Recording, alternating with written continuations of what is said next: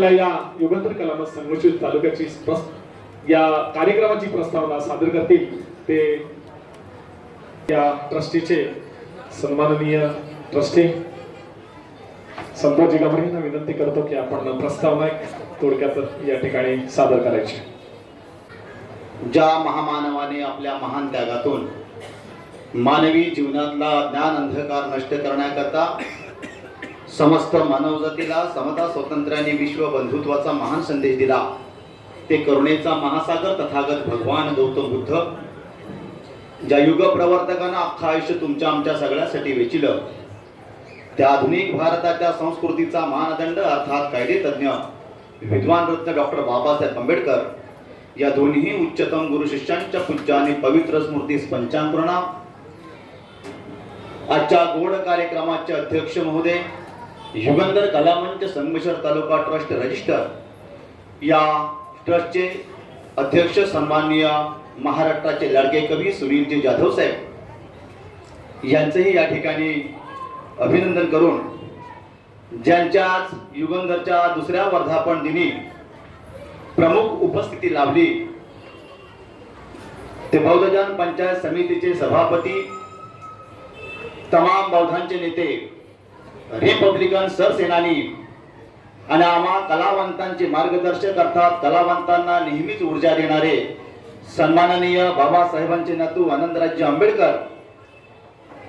आणि मी 2 मिनिटांमध्ये या सगळ्या गोष्टींचं विवेचन करणार आहे। बघा, 2019 मध्ये म्हणजे सम्यक कोकण कला संस्थेचा उदय हा 2002 मध्ये झाला।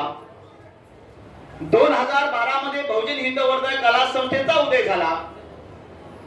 2022 मध्ये धम्मदीप सांस्कृतिक कला मंचाचा उदय झाला। 2022 मध्ये एकता कला मंचाचा उदय झाला आणि बहुजन हितवर्धक कला संस्थेच्या नंतर 2019 मध्ये युगंधर कलामंच संगमेश्वर तालुका ट्रस्टचा उदय झाला। त्याच्या पाठीमागचं कारण असं आहे बंधूंनो की ह्या तालुका वाईज ज्या वेगवेगळ्या संघटना आहेत, हे आयऱ्या गायऱ्याचं कुणाचं काम करत नसून तुमच्या आमच्या बापाचं काम करतात, भारतीय डॉक्टर बाबासाहेब आंबेडकरांच्या चळवळीचं काम करतात आणि म्हणून हा तालुका स्तरीय संघटना आम्ही निर्माण केलेली आहे, ज्याची व्याप्ती मोठी आहे, त्याचा आकार मोठा आहे, ते आम्ही मातृसंस्था समजतो आणि या संस्थेजवळ संपूर्ण जी मंडळी आहे ही एकरूप होते।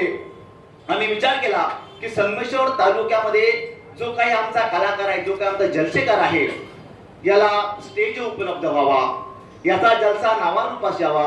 आमचा जो गावाकुसाच्या बाहेर पडलेला कलाकार आहे, ज्याचा अगदी वयोवृद्ध होईपर्यंत कुणीही दखल घेत नाही, जे कलाकार पुढे जातात त्यांच्या प्रतीच फक्त सगळ्या काय असतात, परंतु आमच्या कलाकाराची अगदी पोटापासून जो बेंबीच्या देठापासून जो आवाज निघतो त्याचा कुणीही विचार करत नाही आणि तो विचार करण्यासाठीच युगंधर कलामंच संगमेश्वर तालुका निर्माण झाला आहे। याच्यातून ही जी ट्रस्टी आहे, हा ट्रस्ट म्हणजे यासाठी की कुणीतरी पुढाकार घ्यायला पाहिजे, कुणीतरी पुढाकार घ्यायला हवा। तू नाही घेणार, तू नाही घेणार, मग घेणार कोण? आणि म्हणून ही समविचारी जी 15 माणसं आहेत ती एकत्र आली आणि ही वेगवेगळ्या गावातली वेगवेगळ्या विभागातली जरी असली तरी आज सर ही सगळी एका परिवारासारखी राहणारी लोक आहेत।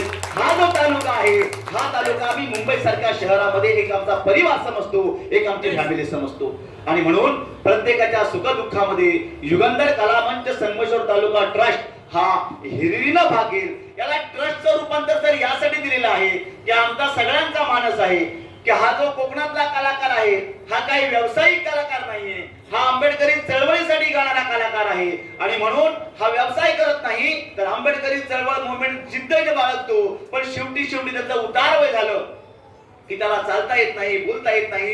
अशा वेळेला सरकारच्या माध्यमातून काही ना काही त्याला करता येईल, त्याची वयाची 50-55 वर्षे पूर्ण झाली की त्याला पेन्शन तरी देता येईल का, हे प्रामुख्याने कामकाज करण्यासाठी आम्ही युगंधर कलामंच संगमेश्वर तालुका निर्माण केलेला आहे की ह्या सगळ्या गोष्टींचं विवेचन होऊ शकेल। आणि म्हणून या ठिकाणी आपण सगळं काय बोलतो, आज आम्ही पाहिलं, आज साहेबांनी बघितलं की इथं हा जो कार्यक्रम झाला सर, हा कार्यक्रम असा अगदी नियोजित नव्हता।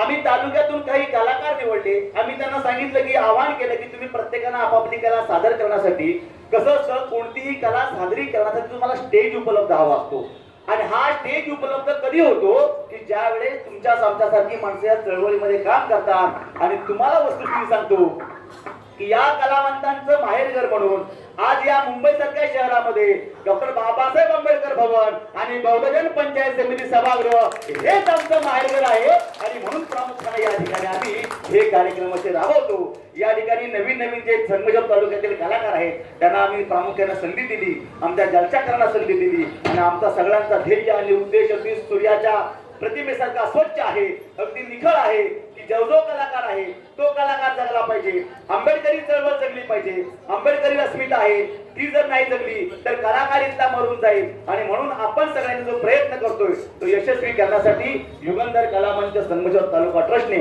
हा दुसरा वर्धापन दिन या ठिकाणी आपल्या सगळ्यांचा समवेत संपन्न होतोय. आणि या कार्यक्रमासाठी आपण सगळ्यांनी जो अमूल्य वेळ दिलेला आहे की बाबा मिलिंद महाविद्यालयाच्या उद्घाटन प्रसंगी बाबासाहेब म्हणतात की 10 सभेला पुरेसं माझ्या एका शाहिराचं गाणं, ऐका, 10 सभेला पुरेसं माझ्या एका शाहिराचं गाणं आणि असे गौरव उद्गार काढी येले माझ्या बाभिमान, असे गौरव उद्गार काढी येले माझ्या बाभिमान. आणि म्हणून तुम्हाला सांगावं असं वाटतं, जर बाबासाहेबांनी कलाकारितेवर जर अस्मितेची थाप मारली नसती, शाबासकीची थाप मारली नसते तर तुम्ही सुद्धा अगदी पोट फोडून गाऊ शकला नसता. आणि म्हणून प्रामुख्यानं महाराष्ट्राचे कालकर्ते स्मृतिशेष रमेश जैन लिहितात, जर अपमानाचा बाण या जीवा लागला नसता, जर झोपलेल्यासाठी रात्रभर भिवा जागला नसता, तर तुझ्या 10x15च्या खोलीत आई शपथ एक सुद्धा दिवा लागला नसता.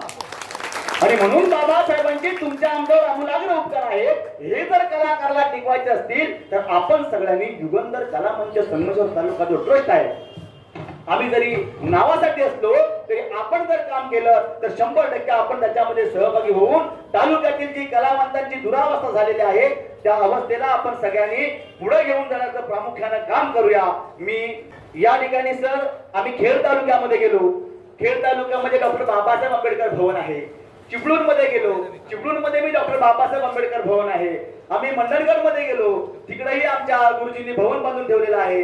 आम्ही दापोली मध्ये गेलो, तिकडेही आंबेडकर भवन आहे. पण सर एक फार मोठी शोकांतिका आहे, आमच्या संगमेश्वर मध्ये असं कुठलंही कला भवन नाहीये.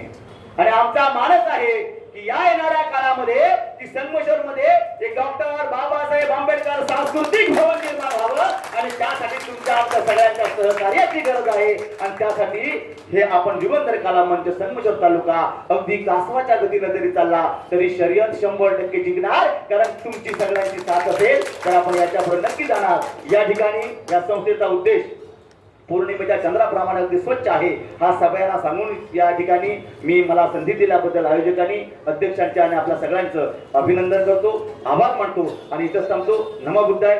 जय भीम, जय संविधान. खूप खूप धन्यवाद संतोषजी गमरे. आपण थोडक्यातच या युगंधर कलामंच संगमेश्वर तालुक्याची प्रास्ताविक सादर केलेली आहे.